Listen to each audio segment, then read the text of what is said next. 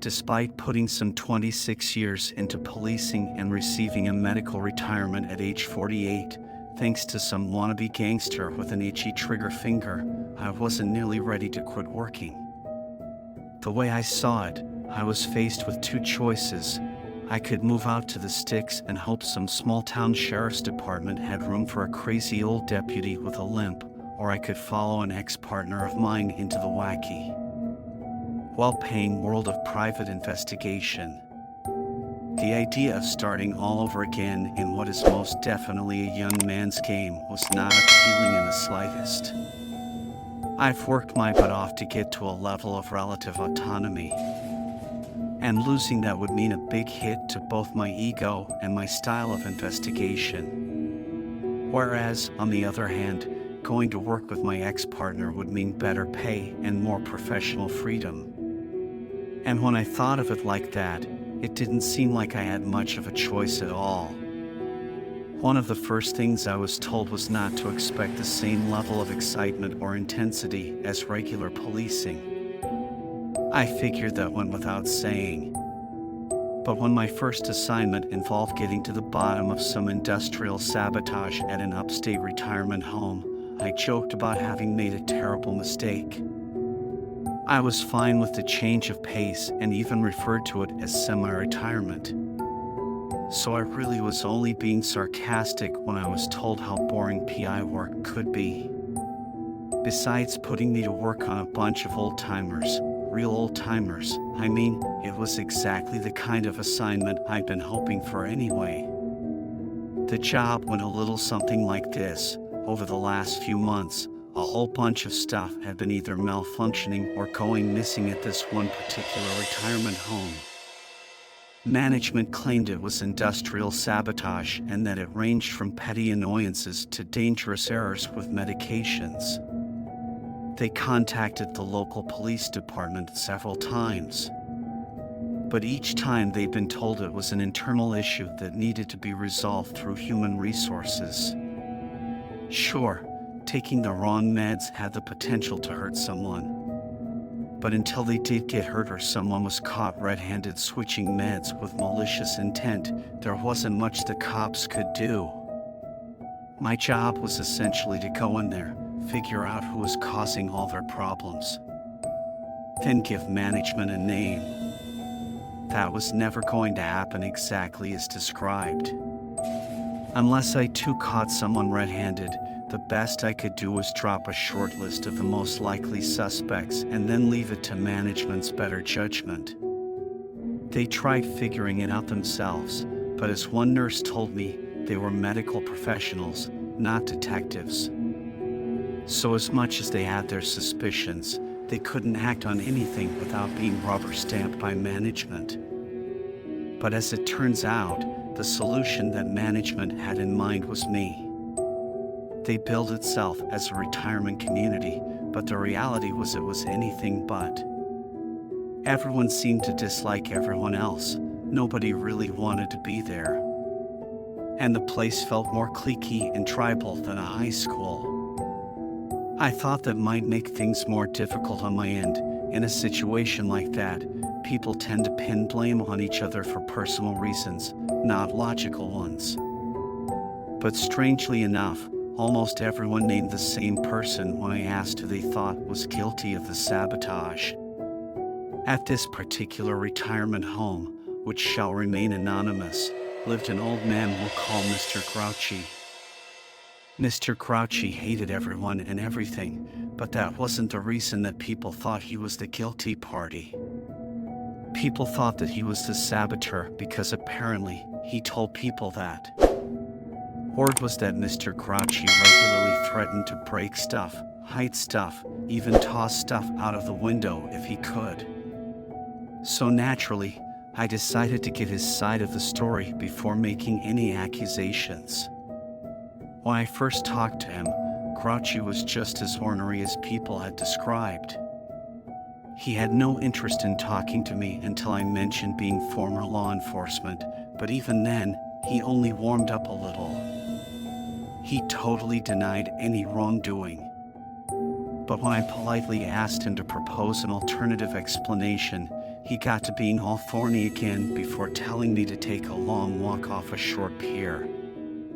It took a while to get him to start talking again. And at first, it was only to rant and rave about how much he hated living at the retirement home. But then after a while of just hearing him out, Grouchy made a kind of admission. Although he had indeed been threatening to vandalize the retirement home, it wasn't Mr. Grouchy that had been tinkering with the boilers, switching medication, and causing leaks in the building's roof. Only, he didn't mind that everyone thought that it was him because he believed it'd end with him getting kicked out. He wanted to leave the home on account of the substandard care causing unnecessary deaths.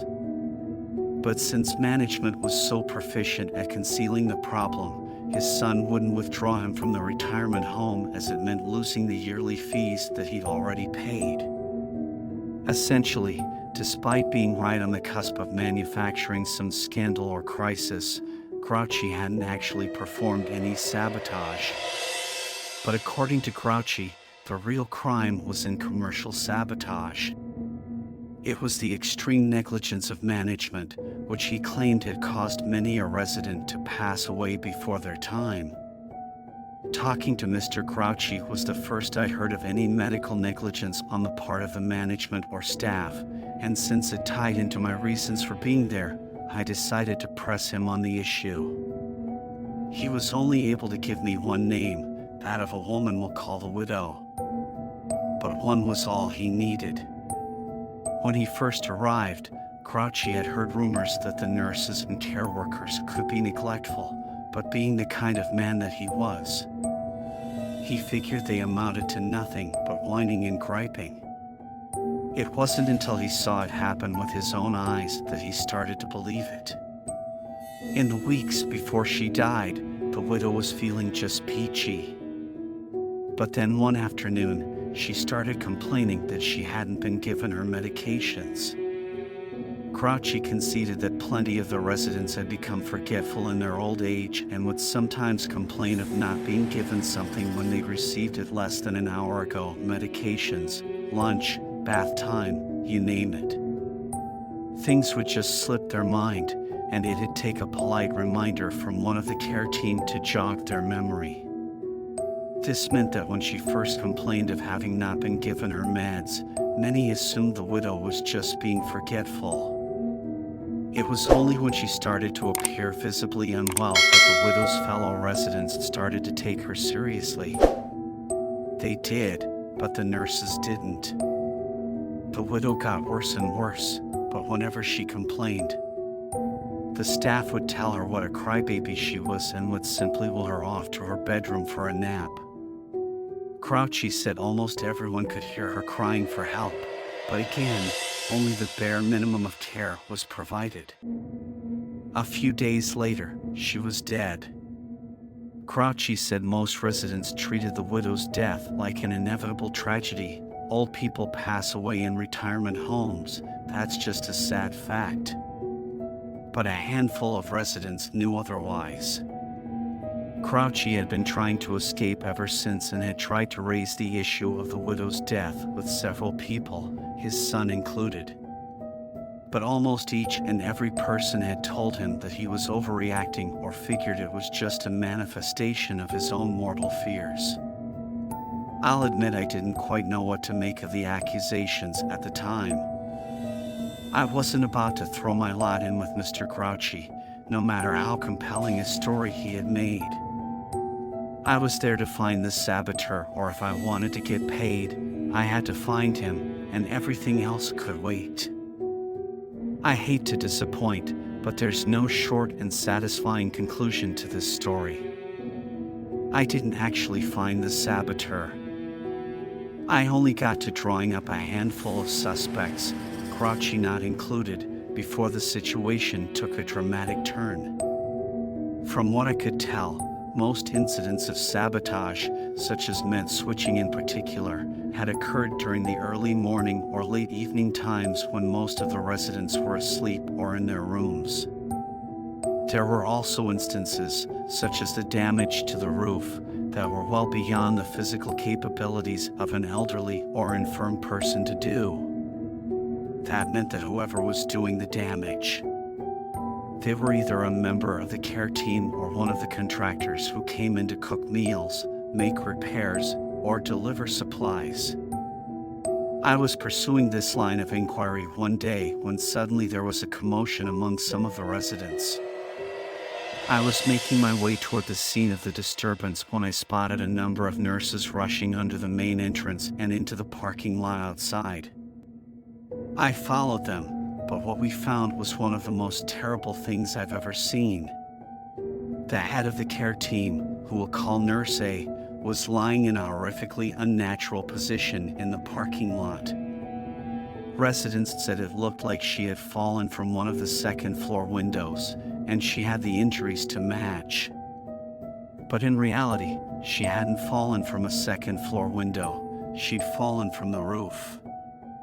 You see, she hadn't just accidentally fallen, she'd been pushed. Just a few hours after the commotion started, my work had to be temporarily paused. What had once been the subject of my small-time investigation quickly became a full-fledged crime scene, and despite my credentials, I knew the cops wouldn't appreciate me hanging around and potentially slowing down their investigation. But before I departed for the day, I made sure to hang around long enough to give one of my crisp new business cards to the first cop who showed up. I told whoever ended up getting the case was welcome to give me a call, as I had some things that they might want to hear. Going on, I was working on the assumption that the nurse wasn't going to survive the fall. It certainly looked that way at the time. But miraculously, she did survive, and just a few weeks later, she was able to give a full account of what happened that day, along with a detailed description of the person who pushed her off the roof. In the end, my input wasn't needed at all. The suspect was tried and convicted on witness testimony alone. But I did feel a sliver of satisfaction knowing that it was almost halfway to finding my saboteur. Nurse said that since the most recent of the sabotage incidents had been damage to the roof, she thought it suspicious when she noticed one of the contractors heading to the roof all alone. She waited a while, then followed him up there, only to find that he was ripping up tiles and putting holes in the roof under the pretense of making repairs. Nurse had confronted the man, having never expected to be tossed off the roof like she was. And when he grabbed and shoved her off the flat section of the roof, she thought it was the end of her. But one of her final thoughts before being thrown to what she assumed was her death was why the suspect, a handyman, had only been hired less than a year prior, had never shown any signs of being the saboteur. He'd always come to work, kept his head down, and did his job. And since everyone assumed the motive was personal, no one had ever considered him the culprit. No one except me. As I said, the only people who might blend in while also having the means and tools to vandalize the property were the contractors who came in once or twice a week to perform maintenance tasks. I had him down as a circumstantial suspect. I just had no idea why he might want to make life difficult or even deadly for the residents and staff, and even less of an idea why he might want to kill one of them to cover his tracks or otherwise. It was one of the cops who managed to figure it out. Then all of a sudden, it made sense why the perp seemed content to keep his mouth shut before pleading guilty at the hearing. This guy didn't care about going to prison for what he'd done. And it took one small piece of information for it all to make sense. Or rather, with little sense, there was to make. Although they didn't share the same family name. The handyman turned attempted murderer was none other than the biological son of the widow. He knew something wasn't right about his mother's death, but no one had offered him any help, especially not the management or staff of the retirement home. So instead of pursuing justice through the regular channels, he decided on a different course of action. Since he didn't share the same family name as his deceased mother, the handyman simply waited until there was an open position at the retirement home and then made an application.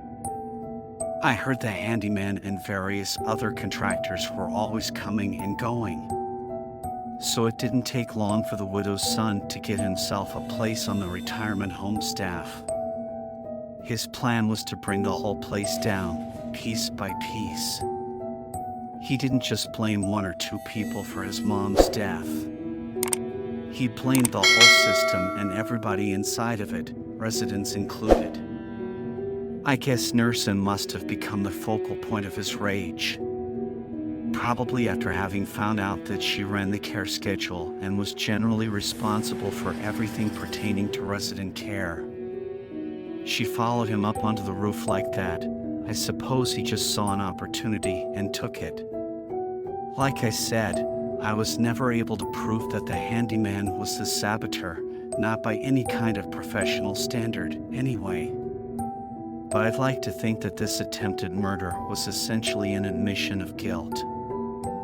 I still had it in my list of suspects, but obviously, it came with a caveat of sorts, explaining that it was 99.9% sure that the handyman was to blame for almost all incidents of vandalism, sabotage, and theft.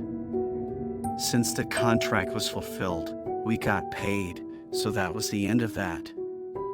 But the case has always stuck with me as one of the most bizarre and convoluted that I ever worked, including those that I took as a city detective. Since the contract was fulfilled, we got paid, so that was the end of that. But the case has always stuck with me as one of the most bizarre and convoluted that I ever worked, including those that I took as a city detective.